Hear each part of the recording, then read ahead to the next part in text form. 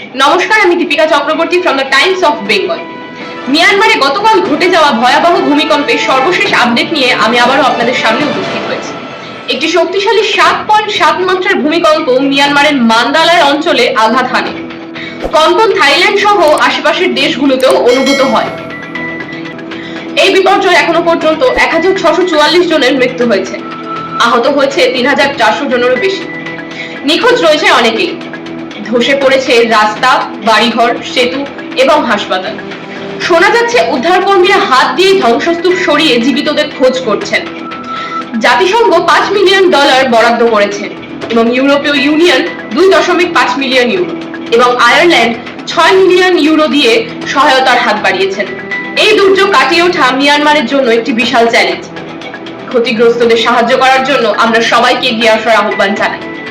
মিয়ানমারের ভূমিকম্পের আরো নতুন আপডেট পেতে আমাদের সঙ্গে থাকুন। আমি Dipika Chakraborty from the Times of Bengal. ততক্ষণ সুস্থ থাকবেন, ভালো থাকবেন। নমস্কার।